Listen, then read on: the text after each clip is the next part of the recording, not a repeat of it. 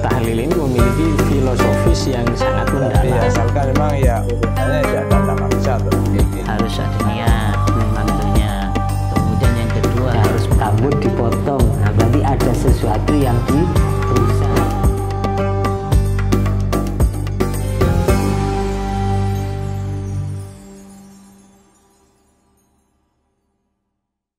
Dipersembahkan oleh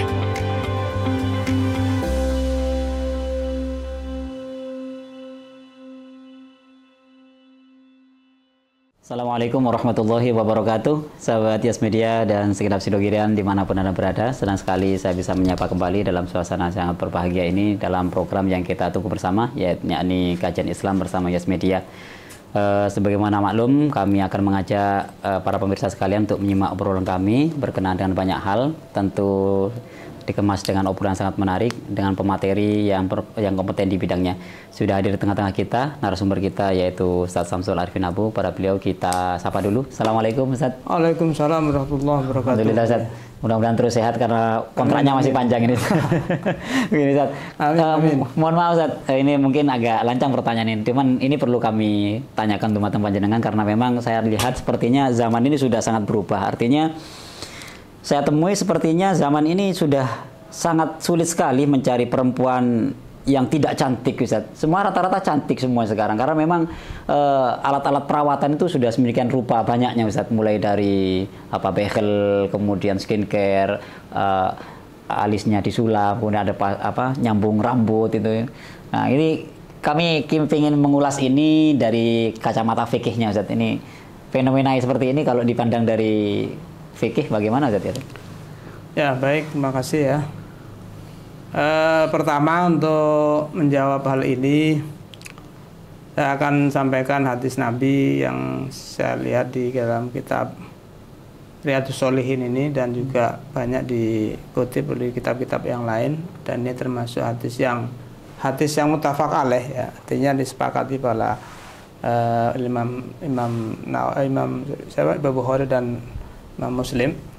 Jadi di situ ada hadis dari sahabat Ibnu Mas'ud. An Ibnu Mas'udin radhiyallahu anhu qala la'anallahu al-washimat, jadi wal mustawsimat wal mutanammisat wal mutafalijat lil khusni al mughayyirati khalqallahi, ya.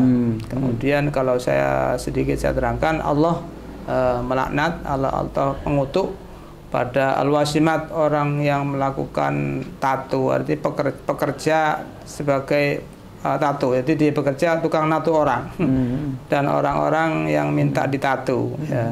Jadi orang-orangnya berarti yang minta ditato, kemudian ya tentunya di kulitnya akan ditato.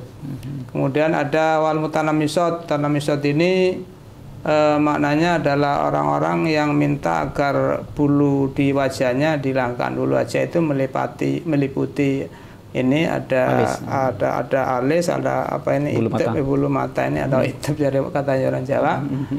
Yang kemudian ini juga sering kelihatan ada alis yang dipola-pola, juga ada bulu mata pola-pola.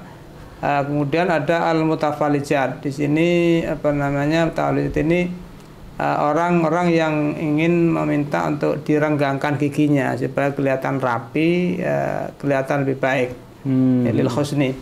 Jadi hadis ini rupanya memang sudah kalau bahasa orang sekarang misalnya diprediksi oleh baginda Nabi bahwa akan terjadi hal-hal seperti itu di akhir zaman, dan memang ini banyak terjadi. Jadi sekarang ini sudah biasa, ada sulam alis, ada sulam bulu mata, ada begel gigi, juga ada rambut palsu. Itu semuanya terjadi pada masa-masa sekarang ini, bahkan sudah agak lama, bukan hanya sekarang, yang sudah agak lama. Dan itu dikatakan termasuk orang-orang yang dimurkai oleh Allah Subhanahu wa Ta'ala. Kemudian misalnya kalau mau diurut diterangkan satu persatu, misalnya contoh misalnya yang pertama adalah sulam alis.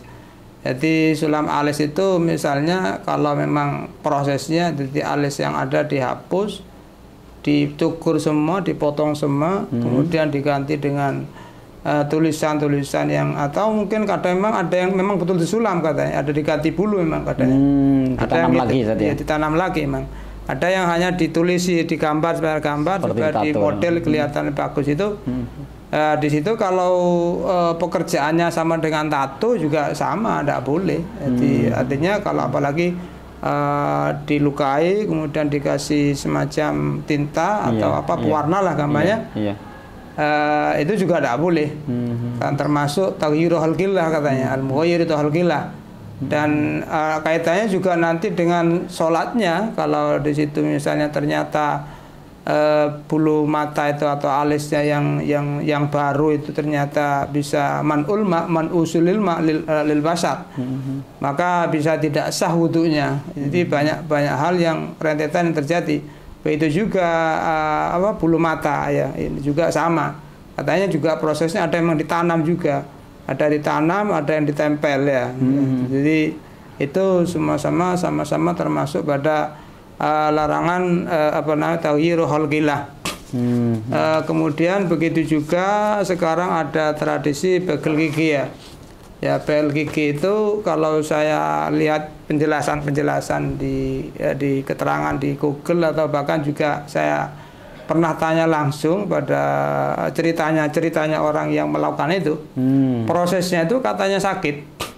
Jadi proses masang begel itu adalah sakit, dan katanya juga kalau setelah proses masang itu bisa sakit sampai 1 minggu dan tidak bisa makan katanya. Itu dan tiap 3 bulan atau 2 bulan sekali diganti katanya. Dan memang tujuannya katanya di situ adalah untuk meratakan gigi, khususnya bagi gigi yang tidak rata, katanya ada tujuan untuk meratakan gigi. Dan semua ini kalau dilihat dari penjelasan dari sarahnya hadis tadi itu sama-sama tidak boleh, sama-sama termasuk taghyiru khalqillah yang masuk dilarang oleh Allah Subhanahu wa taala.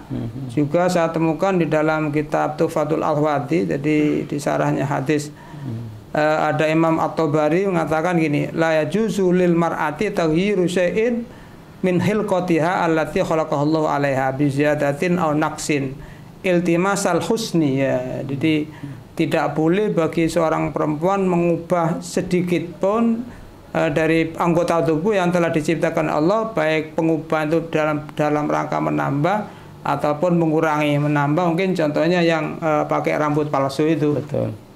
Di situ sekalipun di dalam fikih masih ada perincian kadang. Jadi kalau rambut yang dari haram jelas tidak boleh, atau rambutnya manusia juga tidak boleh. Jadi rambutnya manusia, jadi disambung dengan rambut orang lain juga tidak boleh, apalagi rambut-rambut yang haram, jelas tidak boleh. Tapi kalau pakai yang sutra gitu masih ada yang memperbolehkan. Artinya bukan rambut. Bukan rambut ya. Jadi iltimas al husni itu di situ dikatakan oleh Imam At-Tabari, tetap dikatakan tidak boleh la li zauji wa lil ghairihi. Baik jelas. Itu untuk yang untuk suami, untuk dirhias untuk suaminya, atau ini yang untuk yang suami ini benar ada hilaf. Jadi kalau tazyin untuk suami ada yang membolehkan masih, tapi ya khusus untuk suami. Jadi ketika itu hanya dipertontonkan untuk suaminya, bukan kemudian ketika keluar juga dipertontonkan, ini masalah lagi. Di situ dicontohkan kaman takun makruh natal hajibaini, ada orang yang alisnya ketemu kemudian ingin dipisah, kemudian diubah, itu bagian dari. Begitu juga ada gigi yang kurang lurus misalnya, kemudian diluruskan, katanya di sini juga termasuk yang tidak boleh. Jadi contohnya begel tadi itu, jadi karena untuk meratakan gigi juga menurut Imam At-Tabari dikatakan tidak boleh, kecuali ada keterangan kalau gigi itu ganggu dalam rangka makan misalnya, karena adalah salah satu gigi yang terlalu panjang misalnya, kemudian dia mau makan repot gara-gara satu itu, maka ini yaitu saja yang boleh dipola sekiranya tidak ganggu. Karena memang ada unsur, ada unsur darurat, kabarnya keterpaksaan karena mengganggu, maka bisa makan tadi itu. Untuk hal-hal yang tidak seperti itu, tujuannya tadi itu kalau seperti hanya berhias diri untuk meluruskan, apalagi untuk hanya sekedar menghiasi diri itu, kalau menurut keterangan di Imam At-Tabari sini digolongkan tidak boleh. Jadi kalau yang untuk berhias suami tadi itu ya khusus suami memang ada, tapi khusus suami. Jadi mungkin tadi dicontohkan untuk rambut itu. Tapi kalau sampai dipakai di luar kan juga nanti juga bukan untuk suami namanya, sudah tujuannya sudah beda.